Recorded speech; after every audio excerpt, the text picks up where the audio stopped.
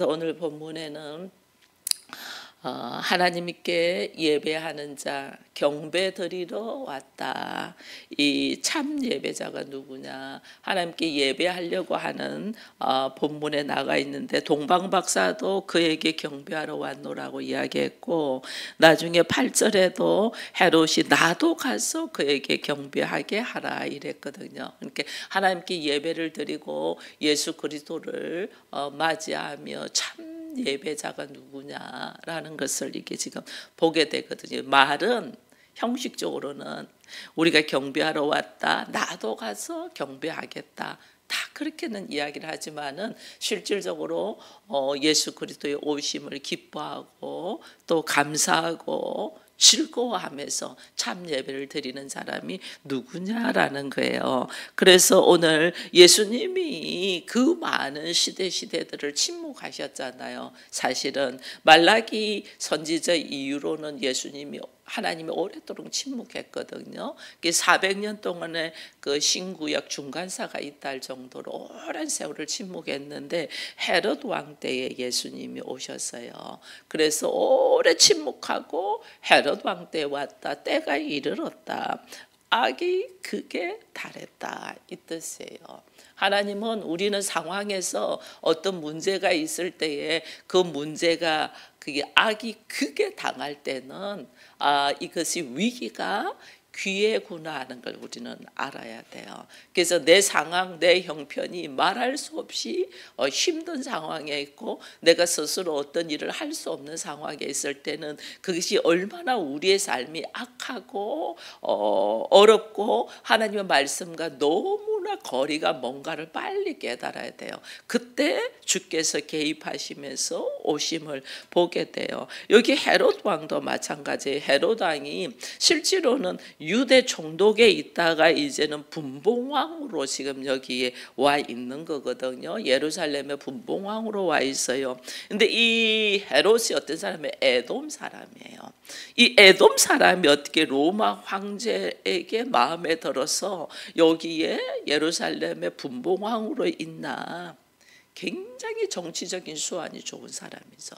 그러니까 로마 황제도 설득해서 마음에 들었고, 심지어 이스라엘 백성들에게도 이들이 충성을 하거든요. 이스라엘 백성들이 이 헤롯 왕에게 충성을 하거든요. 그만큼 이들도 설득해서 정치적으로 이들과 어울려서 갈 수 있는 사람이에요. 근데 이 헤롯이 얼마나 무서운 사람이냐면 자기의 어떤 정치적인 입장을 바로 세우기 위한 수많은 사람을 죽여요. 심지어 자기 엄마도 죽이고 형제들도 죽이고 가족 다 죽여요. 다 죽이면서 자기 위치를 정하기 위해서 하스몬 왕족의 딸하고 결혼을 딱 하거든요. 그래갖고 사회적인 입지를 딱 만들어요. 이 그만큼 나라는 사람이 여기까지 오기까지 위치와 모든 것들을 했 사람이기 때문에. 근데 오늘 동방박사를 통해서 유대의 왕이 왔다니까 화들짝 놀라죠. 화들짝. 자기가 지금 여기에 유대인의 이 예루살렘의 왕으로 분봉왕으로 있기 위하여 자기가 얼마나 수고하고 애썼는데 오늘 유대인의 왕이 와서 심지어 이스라엘 백성들의 마음을 달래고 그들과 함께하는 것처럼 보이게 하려고 예루살렘 성전을 중건하는 일을 이가 했단 말이에요. 그러니까 이스라엘 백성들의 예루살렘 성전을 위하여 헌신한 사람이 누구냐? 헤롯 왕이에요. 그러니까 굉장히 따르는 거죠. 헤롯 왕을 굉장히 달라요. 근데 오늘 유대의 왕이 나타내 이방 사람들을 통해서 듣네? 충격을 딱 받는 거예요. 충격. 이게 유대인들도 아니야.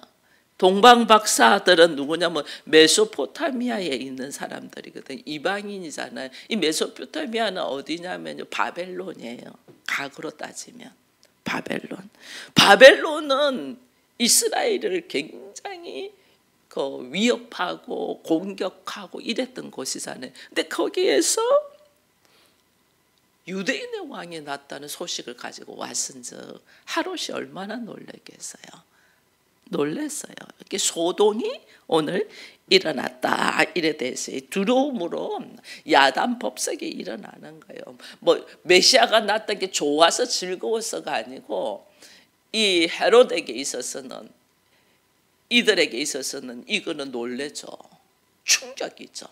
그러니까 막 소동이 일어나가지고 야 메시아가 어디서 나겠느냐 하고 물어보는 거죠. 미가야 선지자가 이 미가서 5장에 보면 베들레헴에서라는 말씀이 있잖아요. 그래서 이들이 이 이야기를 하는 거죠. 이들도 같이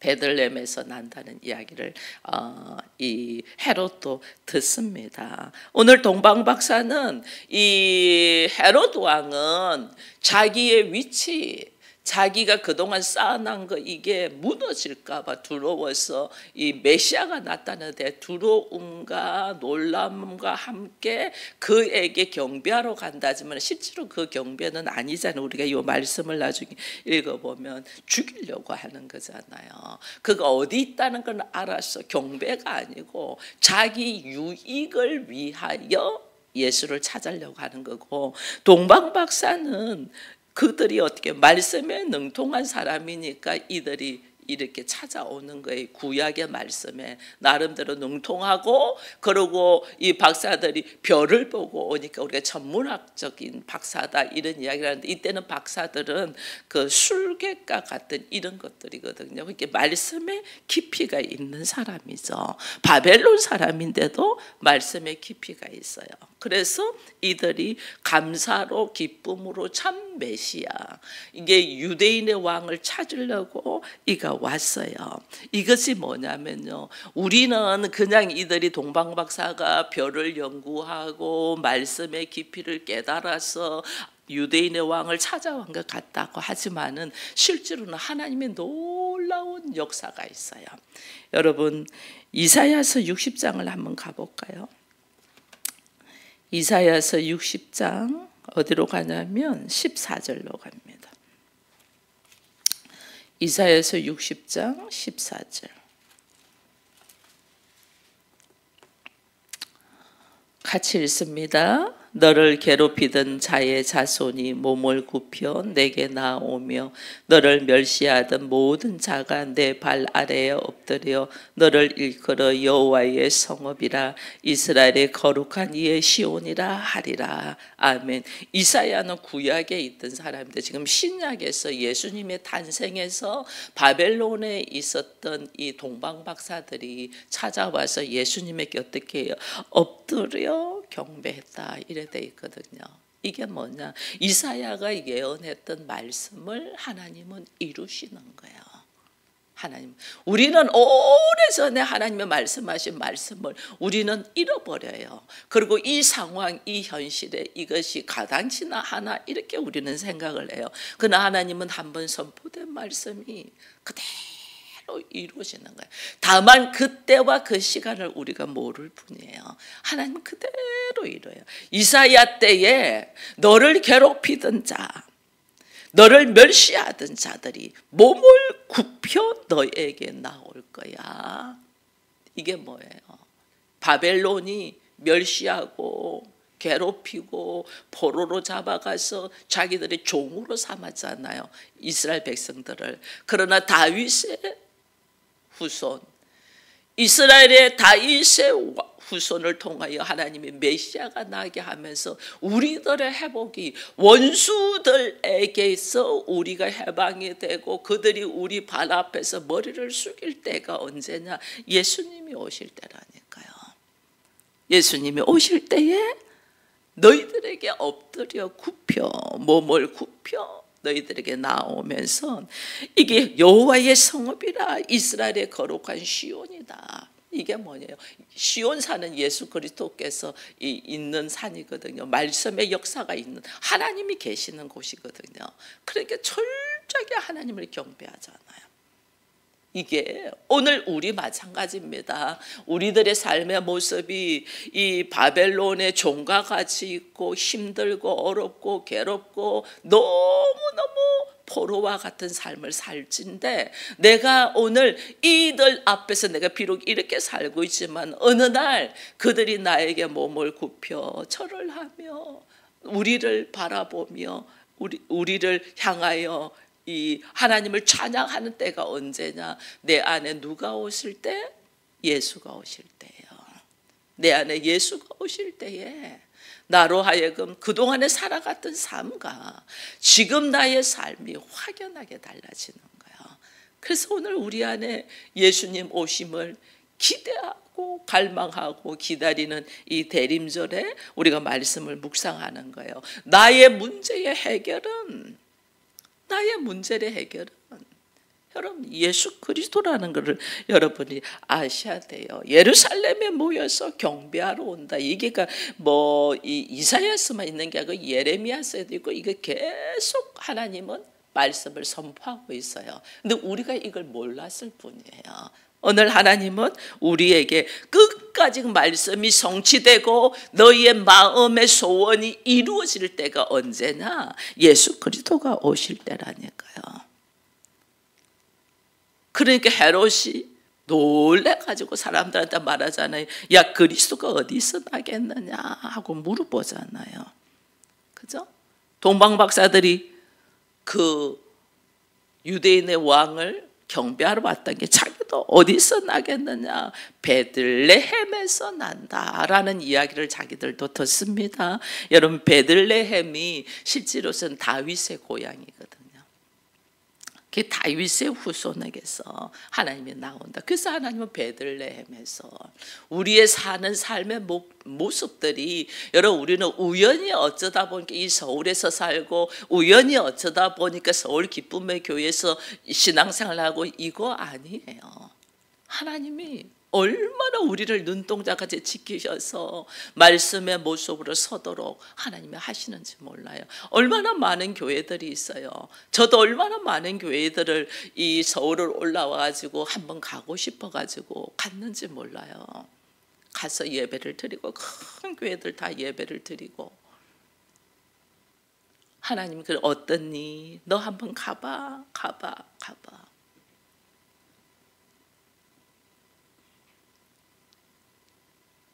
왜 나를 서울까지 올려보내서 여기에서 이 많은 교회와 기라성 같은 목회자들이 많은 곳에서 이 연약한 나를 왜 하나님은 또다시 목사로 세우고 교회로 세우려고 하십니까? 어찌 그렇습니까? 그래? 네가 말하는 기라성 같은 목사들한테 가서 예배 한번 드려봐. 큰 교회 다 가봐. 제가 서울에 굵직하던 교회는 가서 예배를 드렸거든요. 그때마다 하나님 저에게 말씀하시는 말씀. 어땠니? 그래서 어땠니? 그래서 어땠니? 여러분, 지금 이렇게 시국이 어려울 때에 한번 무슨 말씀으로 지금 말씀하시는가 한번 들어보세요. 목회자들이 정말로 깨어 있어야 돼요. 우리가 말씀으로 깨어 있어야 돼요. 말씀으로 깨어있지 않으면 이 분별력이 없어요. 우리 안에는. 왜냐하면 우리는 다 자기 중심적으로 생각하고자 하는 것이 있잖아요. 자기 중심에서 하나님은 어떻게 이걸 내려놓고 하나님 중심으로 생각하도록 가는 것이 구원이거든요. 근데 우리는 자기 중심으로 다 봐요. 자기 중심으로. 자기 중심으로 사고하는 것은 교회가 아니에요. 얼마나 자기 중심으로 있는지 몰라요. 끼어 맞춰요. 막 끼어 맞춰. 보는 눈이 없는 거예요. 이 사건 속에서 하나님의 일하심이 뭘까를 이걸 보고 기도해야 되는데 그러지를 못하는 거죠. 이게 오늘 우리들의 모습이에요. 하나님은 오래전에 예배하시고 선포하셨던 말씀들을 시대가 악할 때, 헤롯 왕이 그렇게 악할 때 메시아를 보내서 우리로 하여금 어떻게 거기서 건지시잖아요. 거기서. 그러니까 봐보세요. 참으로 예배 드리는 사람이 누구냐? 이스라엘 백성들이 메시아를 갈망하고 있는 이스라엘 백성들이 예배를 드렸냐? 오히려 이방의 그 바벨론, 말도 안 되는 모습으로 있던 바벨론이 참 예배를 드렸냐? 예수님의 오심을 누가 기뻐했냐는 거예요. 이게 오늘 우리라니까요. 이 모습이. 내가 교회 다니고 내가 무슨 말씀을 좀 알고 근데 자기 중심적이야. 이거 하나님이 기뻐하지 않아요. 그가 먼 곳에 있으면서 말도 알 수 없는 나는 하나님을 믿습니다라는 말조차 꺼내기를 부끄러운 모습으로 있는 사람이 정말 하나님의 뜻을 따라서 예수의 오심을 기뻐하며 즐거움. 이들이 갖고 오잖아요. 황금과 유황과 모략을 가지고 오잖아요. 당신은 우리의 왕입니다. 당신은 우리의 선지자입니다. 당신은 우리의 제사장입니다. 우리를 위하여, 왕이신 당신이 우리를 위하여 철저하게 죽으셔서 우리를 말씀으로 새롭게 세우시는 구원자입니다는 뜻이 황금과 유황과 모략이거든요. 이게 뭐냐면 참 예배. 자기들이 귀한 것을 그 오심에 대한으로 감사로 올려드리잖아요. 당신이 나에게 오시면 내 인생의 새로운 출발점입니다. 당신을 통하여 나는 새로운 역사가 일어날 것입니다라는 것을 너무너무 기뻐하는 모습으로 가장 귀한 것들을 가지고 올려드리잖아요. 그냥 뭐 형편이 돼서 사정이 돼서 뭐 여기 성탄절 되면 사람들이 뭐 그래 성탄절 아이 또 감사한 겁니다. 이런 마음으로 예배드리면 이 헤롯하고 뭘 다르겠어요? 나는 당신이 오셔야만이 내 인생이 새롭게 시작됩니다. 당신을 통해서 주님 나는 새로운 역사가 일어날 겁니다. 주님 나에게 오시옵소서. 그 오심에 대한 감사를 감격을 하나님 앞에 올려드리는 거예요. 그걸 모르니까 막 흥청망청 즐기고 놀고 이러는 거예요. 그 오심이 그렇게 흥청망청 즐기면서 노는 것입니다. 정말 내 인생이 새롭게 일어나는 것에 대한 감사와 기쁨과 환희가 터져서 일어나야 되는데 그게 아닌 거죠. 그러니까 헤롯이 반응이 나도 가서 경배하겠다. 이거 뭐예요? 거짓이잖아요. 거짓. 우리의 예배가 거짓으로 드리냐 참 감사로 드리냐. 하나님은 이 참 예배자를 찾고 있어요. 여러분들이 매주마다 예배를 드리고 이 새벽을 깨워서 하나님의 말씀을 사모하고 또 성탄절기가 있고 무슨 이런 하나님 앞에 예배를 드릴 때 나는 참 예배자로 서느냐 아니면 어떤 그룹으로 통해서 나에게 유익을 가지고 오는 꼬리 흔드는 오늘 여기 나와 있잖아요. 신방 가는데 강아지가 제일 먼저 반기면서 꼬리 흔든다. 꼬리 흔드는 신장가 여러분 우리 봐야 돼요. 자기의 왕위를 지키기 위하여 철저히 내면은 자기 왕위를 지키기 위하여 내면은 자기 유익을 위하여 딱 앉아서 예배 드리는가 아니면 정말 주님 오심에 감사 그리스도와 연합되어 하나됨에 대한 찬양으로 예배를 드리는가. 우리 이 모습을 봐야 돼요. 나에게 참 왕이 오셨나? 참 왕이요, 참 지도자요, 구원자이신 예수가 나에게 오시냐? 이런 예수가 오셨냐? 나에게 세상적으로 권세 있는 왕 헤롯 왕이 오셨나? 한번 돌아봐 보세요. 우리가 정말 예수님의 탄생을 기뻐하고 기뻐하며 예배하는 자가 누구냐는 거예요. 이스라엘 백성들이 아니었어요. 그렇게 메시아를 구하는데 그렇게 메시아를 구하는데 오히려 바벨론 말할 수 없고 그들은 쳐다보기도 싫은 그 동방 박사가 와서 하나님 앞에 예배드리는 모습을 보게 됩니다. 엎드려 절했다. 여러분 엎드려 절하는데 그 엎드려 절한 상대가 지금 누구였어요?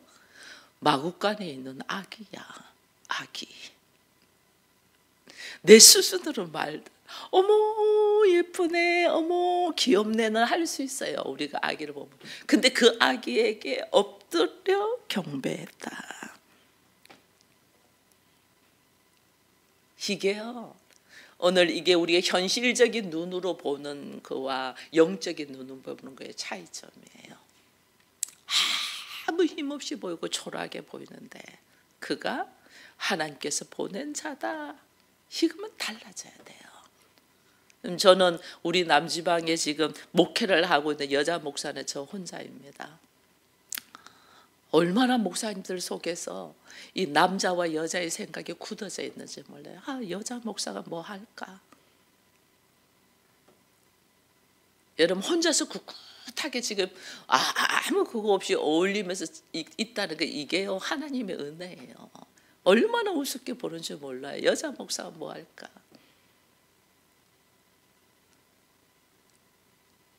근데 하나님의 은혜는 다르더라는 거죠.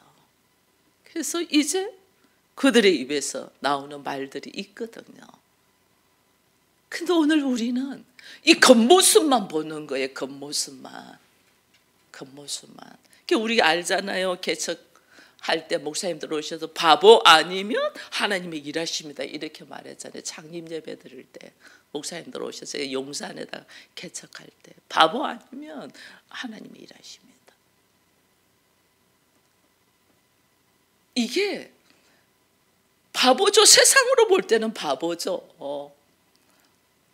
여기서는 도저히 될 수 없는 곳인데 저한테 여기서 된다고 말하신 분이 한 명도 없어요. 그들의 된다는 거는 뭐예요? 사람 많이 모여서 돈 많이 생기고 막 교회가 외형적으로 커지고 해요.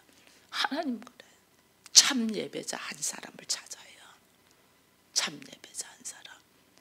그게 오늘 하나님이 나로 하여금 참 예배자 한 사람으로 하나님은 양육하시고 이끌으셨다는 거예요. 여러분 한 사람이 참 예배자가 되도록 하나님은 이끌으셨다. 많은 사람들이 요동하고 소란을 뜨고 하나님은 이거 기뻐하지 않아요. 그가 이방인일지언정, 그가 부족한 사람일지언정, 그가 죄인인데 하나님 앞에 참 예배자로 서는 자, 이를 원한단 말이에요. 이걸 모르는 거예요. 참 예배자 한 사람, 그 참 예배자 한 사람이 하나님은 세상의 천국 만마보다 하나님은 크셔요. 그만큼 참 예배자가 없다는 거예요. 이 땅에 참 예배자 한 사람. 언제? 가장 어려울 때 보면 알아요. 가장 어려울 때 빛으로 오셔서 하나님께서 하나님의 말씀을 이루어 가신다. 하나님 내게 주신 사명을 감당하는 자. 나에게 하나님 우리가 나에게 주신 감당이 무슨 큰 교회를 세우고 이게 아니에요. 어디가 큰 교회 문 닫아야 될 건데 거기서 소독만 요란하기만 할 건데 예수를 바로 아는 참 예배자.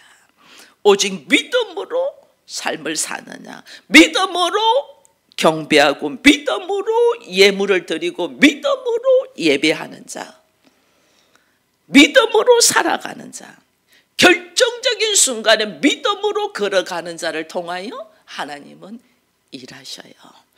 여러분 하나님을 경험하고자 하고 예수가 내 안에 새롭게 역사해서 나의 삶 속에 새로운 역사가 일어나기를 원한다. 이걸 뭐냐면요, 내가 믿음으로 사느냐, 이걸 우리가 봐야 돼요.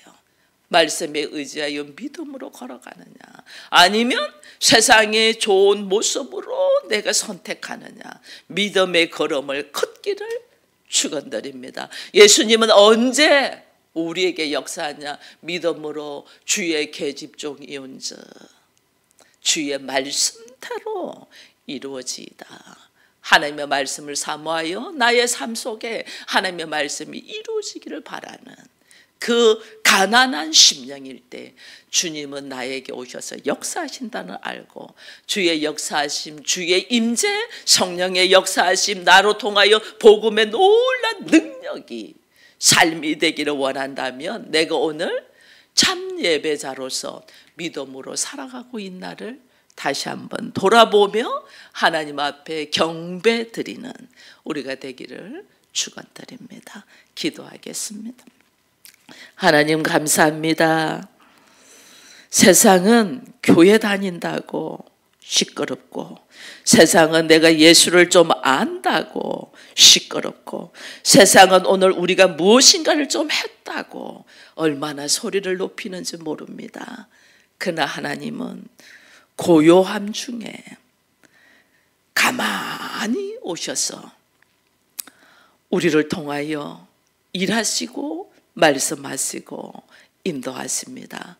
주님, 내가 오늘 말씀에 의지하여 믿음으로 걸어가는가를 다시 보게 하시고, 수많은 사람이 박수를 치고 그 길로 걸어가는 길이 아니라 오직 말씀이 나에게 이루어지기를 바라면서 믿음의 걸음을 건너를 돌아보며 오직 내 안에 우선적으로 예수 그리스도께서 계신가를 돌아보는 이 대림절 기간이 되게 하셔서, 혹여나 내가 예수님보다 더 사모하고 더 기다리고 더 바라는 것이 있다면 과감하게 내려놓는 믿음의 용기를 허락하셔서 말씀이 내 안에서 역사하고 예수가 내 안에서 역사하여서 참으로 빛의 세계로 하나님의 나라로 들어갈 수 있도록 참 예배자로 서게 하여 주옵소서. 예수님의 이름으로 기도합니다. 아멘.